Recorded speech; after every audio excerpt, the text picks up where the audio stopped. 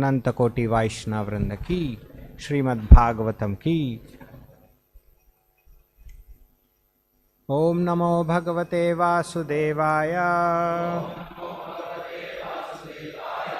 ओम नमो भगवते वासुदेवाय। ओम नमो भगवते वासुदेवाय। नारायणं नमस्कृत्यं नरं चैव नरोत्तमं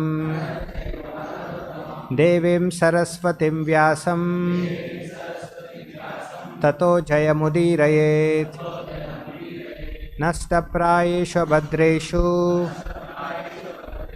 नित्यं भागवत सेवया भगवति उत्तमश्लोके भक्तिर्भवति नैष्टिकी। Reading from Śrīmad-Bhāgavatam, first canto, 8th chapter, text 44. Sūta Vacha Pritaya Itam Kalapadai Pritaya Itam Kalapadai Parinuta Akila Udaya Parinuto Kilodaya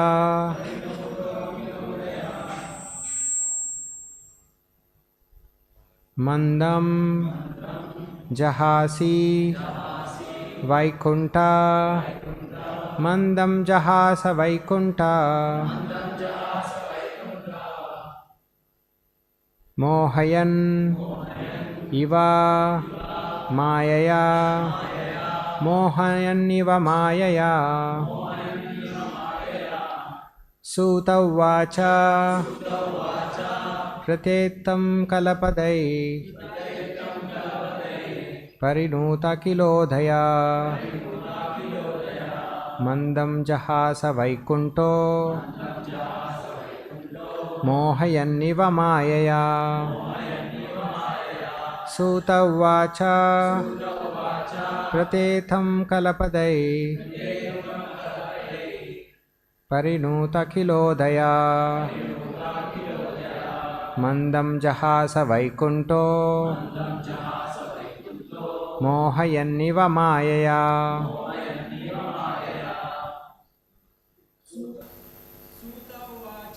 Sūta Vacha Pratetam Kalapadai Parinuta Kilodaya Mandam Jahasa Vaikunto Mohayanniva Mayaya. Sūta Vacha Pratetam Kalapadai Parinuta Kilodaya Mandam Jahasa Vaikunto Mohayanniva Mayaya. Sūta Vacha Pratetam Kalapadai Parinuta Kilodaya Mandam Jahasa Vaikunto Mohayanniva Mayaya. Synonyms. Sūta Vacha. Sūta said. Pritaya by Prita, Kunti. Itam this. Kalapadai by chosen words. Parinuta being worshipped. Akila universal. Udaya glorious. Mandam mildly. Jahasa smiled. Vaikunta the Lord. Mohayan captivating. Iva like. Mayaya his mystic power. Translation and purport by His Divine Grace A.C. Bhaktivedanta Swami Srila Prabhupada Ki. Translation. Sūta Gosvāmī said, The Lord, thus hearing the prayers of Kuntīdevī, composed in choice words for his glorification, mildly smiled. That smile was as enchanting as his mystic power. Please repeat. Sūta Gosvāmī said, the Lord, thus hearing the prayers of Kuntīdevī, composed in choice words for his glorification, mildly smiled. That smile was as enchanting as his mystic power. Purport. Anything that is enchanting in this world is said to be a representation of the Lord. The conditioned souls who are engaged in trying to lord it over the material world are also enchanted by his mystic powers. But his devotees are enchanted in a different way by the glories of the Lord. And his merciful blessings are upon them. His energy is displayed in different ways, as electrical energy works in manifold capacities. Srimati Kuntīdevī has prayed to the Lord just to enunciate a fragment of his glories. All his devotees worship him in this way, by chosen words, and therefore the Lord is known as Uttama Shloka. No amount of chosen word is sufficient to enumerate the Lord's glory, and yet he is satisfied by such prayers as the Father is satisfied even by the broken linguistic attempts of a growing child. The word Maya is used both in the sense of delusion and mercy. Here the word Maya is used in the sense of Lord's mercy upon Kuntīdevī. Thus ends the Bhaktivedanta purport. Om ajnanathimirantasya jnananjanashalakaya chakshurunmilitam mena tasmai shri gurave namaha. Nama om Vishnupadaya Krishna Presthaya Bhutale Śrīmate Bhaktivedanta Swāmin Namine. Namaste Sarasvate Deve Gauravani Pracharine Nirvishesha Shunyavadi Paschatya Deshatarine Jaya Shri Krishna Chaitanya Prabhu Nityananda Shri Advaita Gadadara Shrivasadi Gaura Bhakta Vrinda Hare Krishna Krishna Krishna Hare Hare Hare Rama Rama Rama Hare Hare.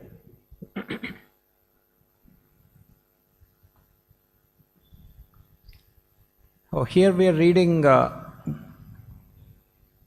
context of prayers offered by Queen Kunti.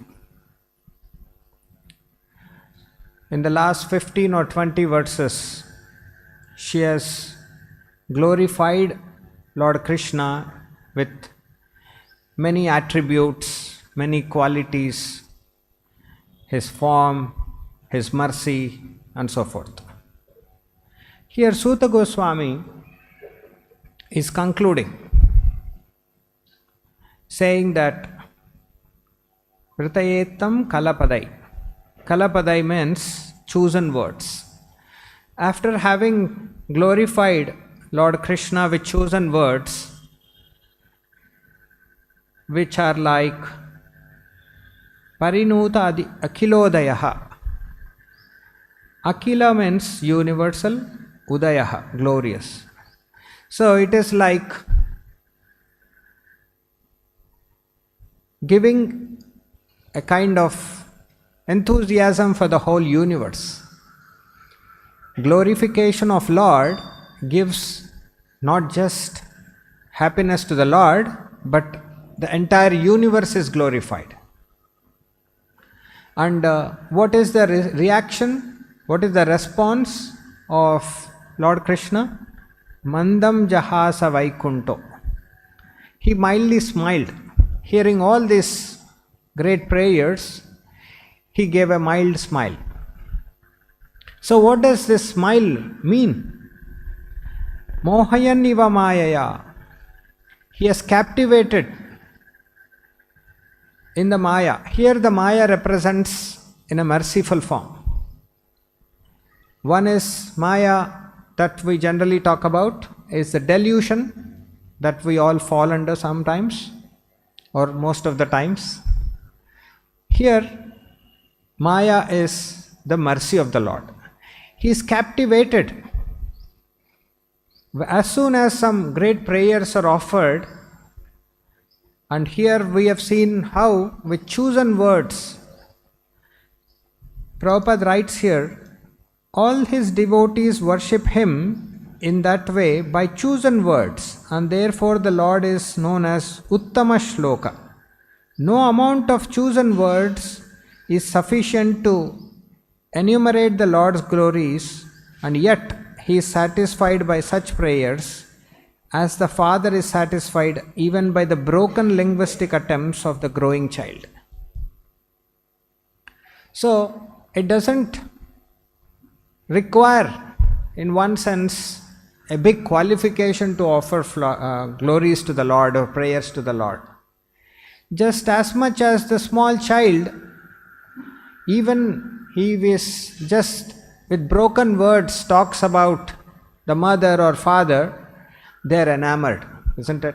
So similarly, all the devotees, of course here she has glorified with a best of chosen words, Uttama Shloka, best of words, but even if somebody is not able to glorify Lord, but just having that faith and bhava, he accepts such prayers. So, when we see this Parinuta Akilodayaha, how the whole world or the whole universe is enamored or enchanted if such glorification happen. We have just witnessed a huge Sankirtan. So it's also glorification of the Lord. So wherever Sankirtan happens, Lord gets pleased. And entire universe, not just whoever is participating here, but the entire universe is enchanted. So, a very nice analogy that we can take out. There is a saying in Sanskrit, Tasmin tushte jagat tushte. If he is satisfied, entire universe is satisfied. How do we know the Lord is pleased or satisfied with our endeavors of here per se the Kunti Maharani's prayers, or somebody chanting, or somebody doing kirtans, or somebody offering some food stuff? Everything is an offering. So when it is offered with utmost care and devotion, without any motive, it is considered that Lord is pleased. If he is pleased, automatically the entire world is pleased. Because nothing is independent of Krishna. Everything has a relation with Lord. Entire universe. Everybody is a part and parcel of the Lord. So there is no independent existence without Lord. So in that way, we can see how people are missing out, that they don't have to make big changes. Small changes are enough. The other day, I was working on my laptop, and then a very nice landscape came up, and it showed Norway Valley, and there was a cruise going on in between the valleys of the water, and best of views that we can imagine. So along with it, they had already shown some links for a hotel, for some hunger or residence and restaurants and so forth. The main portion is about the landscape and etc. But little links have been given. So what does that mean? So any beautiful thing, people want to have the glimpse of it, and then but what are the necessities? Again, they know. You have something, you have to stay somewhere, you have to eat somewhere, right?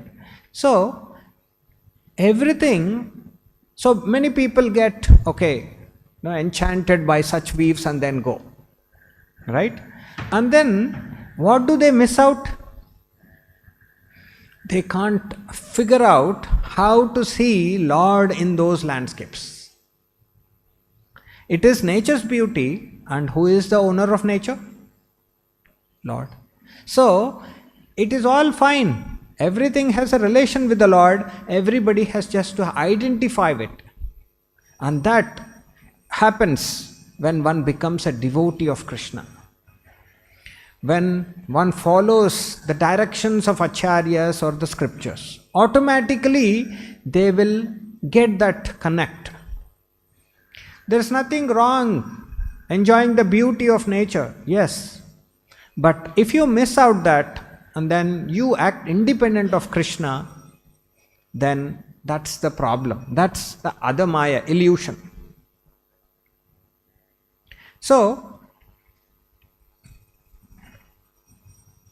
in this world, everything, there are two aspects. Everything what you see has two aspects, material and spiritual. They are just like side by side. Just like if I take the example of that landscape and then valleys and the water, etc. Even a spiritualist can go and then appreciate the nature of Krishna and show some gratitude to Lord and still be happy there. And a materialist, he may still go there, enjoy for himself, not showing any gratitude for what he has been enjoying, and he will be bound. So, per se, a person going there is same. But the vision, that changes the whole dynamics. So, Prabhupada gives very nice example to understand this, how side by side, the spiritual and material things, it's just a matter of shift in consciousness. That consciousness, Prabhupada gives an example of our bone body. Our whole body is conscious.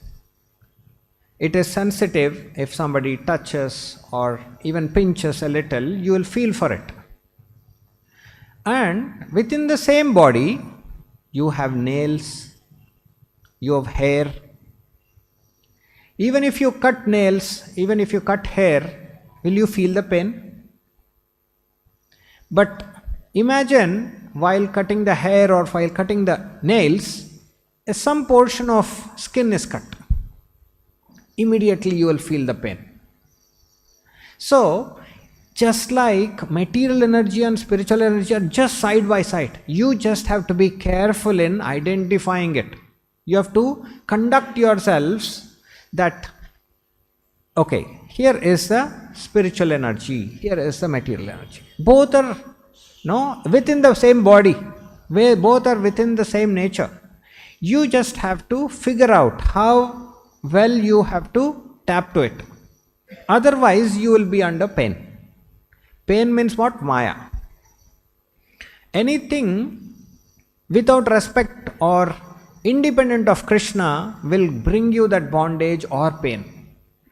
So the simple technique that we can learn from the whole nature, our own body, is how to recognize where is that consciousness coming. The whole body, as we have taken example of nail or hair, for example, somebody dies and the body is lying there.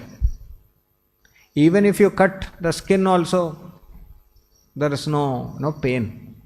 Does he feel? So where is that coming from? The whole consciousness on the sensitivity of the body, it is coming from the spiritual spark. So that is the part of Krishna.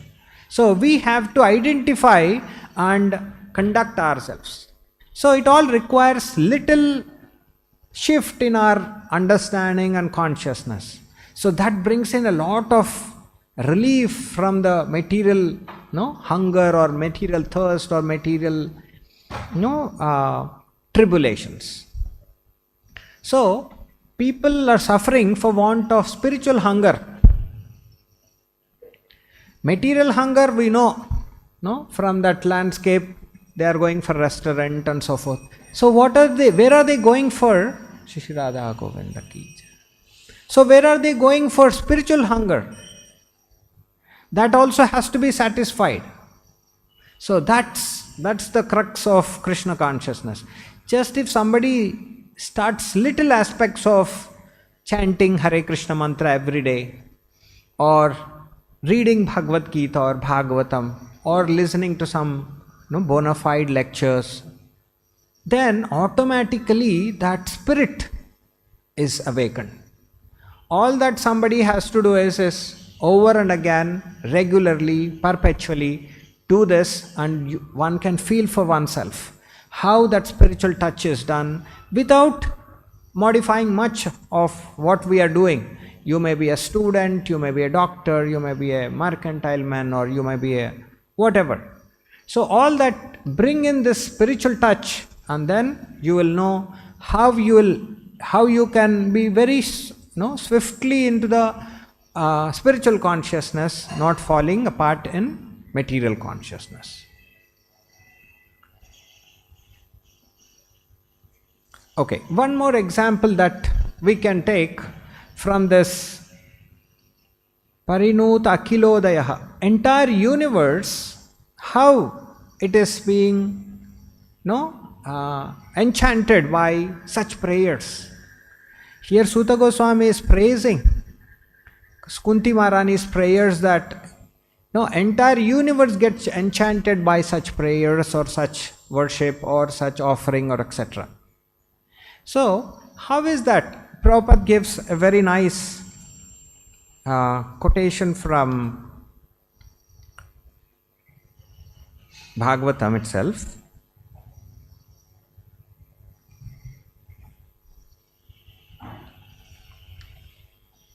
Yeah. Yata taror moola nishechanena tripyanti tat skanda bhujopashaka. Yata taror moola. Moola means some root. Just like for entire universe, Lord is the moola. Either it might be a spiritual existence of planets or the material existence of planets. It is the moola, is the Lord. So, when we find out the moola, then automatically everything is connected. Just like if you pour water to the root of the tree, you don't have to bother about its branches taking care separately, or its leaves, or its flowers, or its twigs, and etc. No. All that you have to pour some water on the root. That takes care of the entire planet, may it be branches, etc.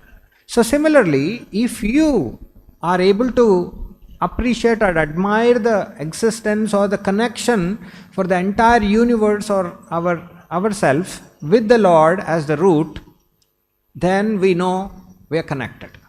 If that connect is missing, then you will feel yourself independent, and you will fall prey for so many allurements or pitfalls of this material existence.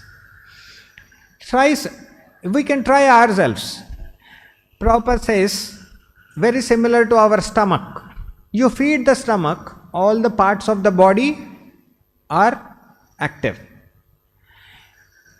For suppose you have best of entertainments given, but no food is given. Okay, you are given free ticket to Wonderla or Disney World or whatever for the whole day, but imagine no food is given. Will you be happy? No. Maybe half a day. You will want some food first. So it cannot go on. You may not want to enjoy anymore, even though there is some excitement. No, that will not fetch you. So similarly, we may want to try so many things independent of Krishna. It will be, for a while. Again, you will fall for prey. You will feel something is missing. Otherwise, so many people are going across the world for trips and entertainment and so forth, and after coming they're feeling something lacking. They have gone to the best of places. What is that missing? That spiritual hunger. If somebody is able to do that little bit of that, then you will be addressing the true aspect. Then you will be out of Maya. You know where you're progressing, where you will be next life, where you will be the other life, etc., etc. All the intuitions will start coming. What to talk of just this life? So that such is the prerogative of this human form of life. Not everybody and anybody is so much enthusiastic about it because of so many lacunas. Okay, coming to the point of prayers. So as we come in front of the Lord, of course, Lord is everywhere. He is in the atom. He is in the entire universe spread. He is in the heart and He is in the temple. So everywhere, but for us to correlate better, when we come in front of the Lord in a temple or in your houses, etc. So what is that prayer that we should offer? Now here, Prabhupada says, he is satisfied by such prayer as the father is satisfied even by the broken linguistic attempts of a growing child. We are all like small child in front of the Lord. And what big prayers can be offered? What big chosen words? What are the excellent words that we can choose? We may not be so conversant with best of words to be chosen and best of glorification for the Lord. But the very aspect of coming, offering some prayer, even holding hands in front of the Lord shows some gratitude to the Lord. That itself is one step towards Lord. So, one interesting recollection that we can bring from Bhagavatam itself. When Lord Narasimha appeared, Prahlad was just 5-year-old boy.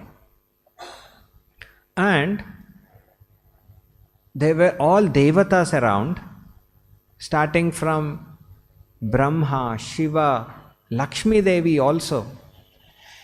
Everybody offered prayers, and Lord is in a ferocious anger and wanting, even after killing Hiranyakashipu, he is not calming down. So, to please him, calm him down, they were offering best of prayers. And Lord is not coming down. Imagine the creator, secondary creator Brahma, he is chosen, he offers prayers which are very glorified. And he offers and Lord is not satisfied. And what we can offer. And to the irony, he tells, "Oh Prahlad, you go now." Prahlad is a 5-year-old boy. What can he offer? He'll be thinking, I am born in a Asura family to Hiranyakashipu, and what can I offer? How can I please? That he is actually a great devotee.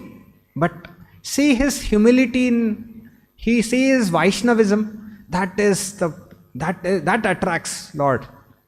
Narasimha gets easily pacified as soon as some shlokas, few of course great shlokas Prahlad offers, but as soon as Lord offers, Prahlad offers, Lord is pleased.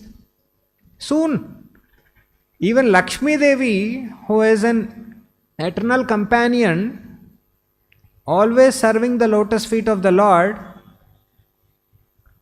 was afraid of going in front. But Prahlad goes, offers a garland,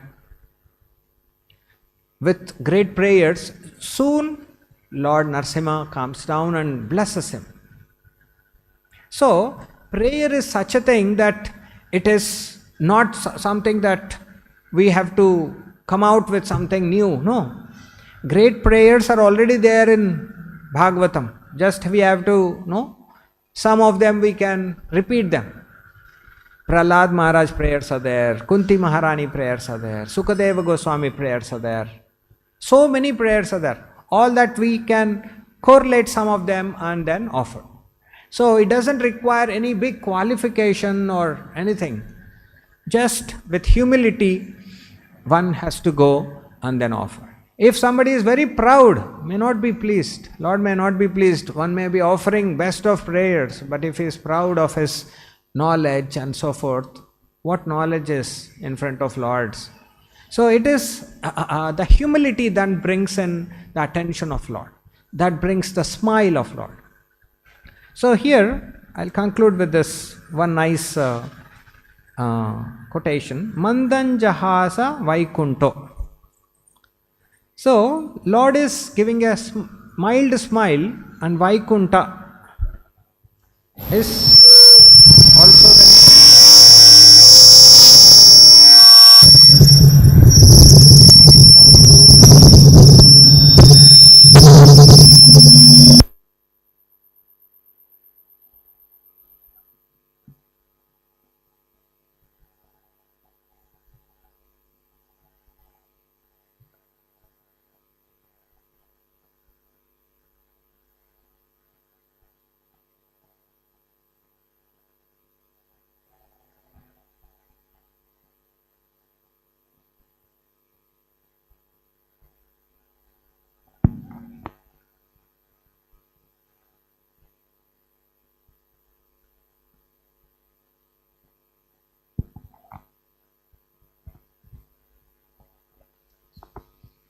Krishna or his place, both are of that category.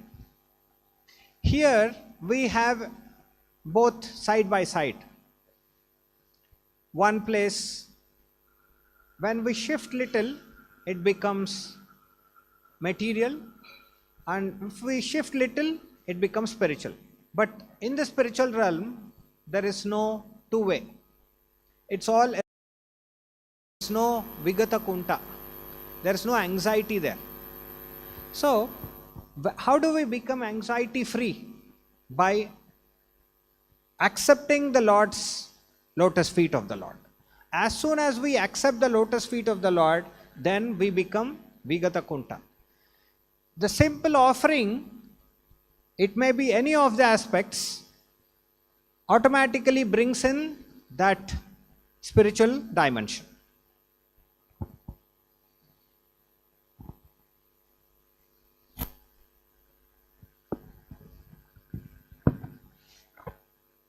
I'll just read this small aspect.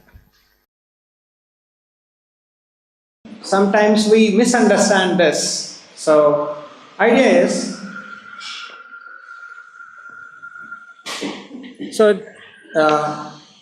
Prabhupada is talking about a small child in the lap of her mother.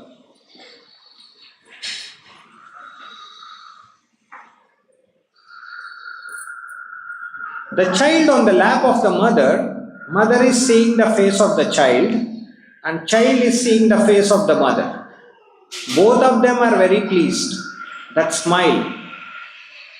So Maya, that Maya means affection. Here, when Maya becomes affection, when Maya becomes delusion, we have to focus. When the mother is seeing the face of the child, and the child is seeing the face of the mother, both are enchanted. This is affection, not Maya. When Krishna smiles, he smiles with affection, and the devotee becomes enamored because captivated simply by seeing Krishna smile. That is the process, exchange of devotional service. So, we can correlate very nicely where there is affection and where there is Maya. So, in case of a child on the lap of the mother, there is no Maya, it's an affection.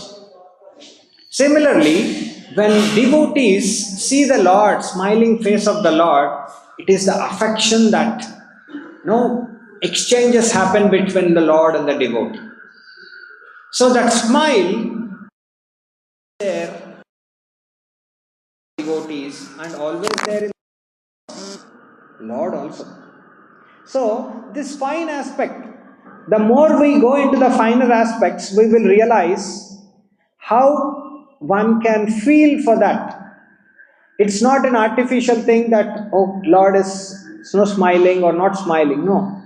A devotee feels for that. And it is just the intuition that he has to develop. And over a time, he will feel for himself and there is no inability there. All the time, whenever he comes in front of the Lord, that connection happens. Okay, with that I stop. If you have any questions. Śrīmad-Bhāgavatam.